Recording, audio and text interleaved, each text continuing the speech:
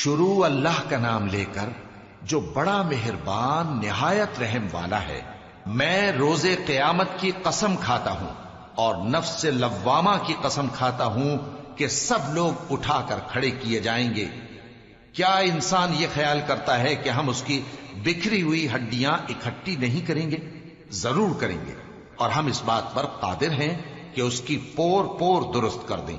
مگر انسان چاہتا ہے کہ آئندہ بھی خود سری کرتا چلا جائے، پوچھتا ہے کہ قیامت کا دن کب ہوگا۔ سو جب آنکھیں چندھیا جائیں اور چاند گہنا جائے اور سورج اور چاند جمع کر دیے جائیں، اس دن انسان کہے گا کہ کہاں ہے بھاگنے کی جگہ؟ کہیں نہیں، کوئی جائے پناہ نہیں۔ اس روز تمہارے پروردگار ہی کے پاس تمہیں جا ٹھہرنا ہے۔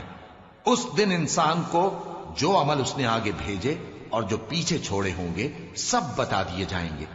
بلکہ انسان آپ اپنا گواہ ہے، اگرچہ عذر و معذرت کرتا رہے۔ اور اے پیغمبر صلی اللہ علیہ وآلہ وسلم، وحی کے پڑھنے کے لیے اپنی زبان کو تیز تیز حرکت نہ دیا کرو کہ اس کو جلد سیکھ لو۔ اس کا جمع کرنا اور پڑھانا ہمارے ذمے ہے۔ سو جب ہم اسے پڑھا کریں تو تم اس کو سنا کرو اور پھر اسی طرح پڑھا کرو۔ پھر اس کے معانی کا بیان بھی ہمارے ذمے ہے۔ مگر لوگو، تم دنیا کو دوست رکھتے ہو اور آخرت کو چھوڑے دیتے ہو۔ اس روز بعض چہرے رونق دار ہوں گے، اپنے پروردگار کی طرف نظر کیے ہوئے ہوں گے، اور بہت سے چہرے اس دن اداس ہوں گے، خیال کریں گے کہ ان کے ساتھ کمر توڑ معاملہ کیا جائے گا۔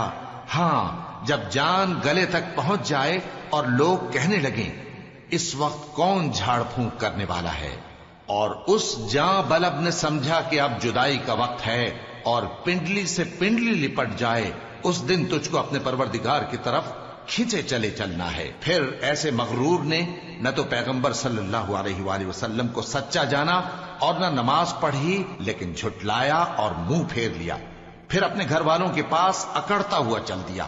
خرابی ہے تیری، خرابی پر خرابی ہے، پھر خرابی ہے تیری، خرابی پر خرابی ہے۔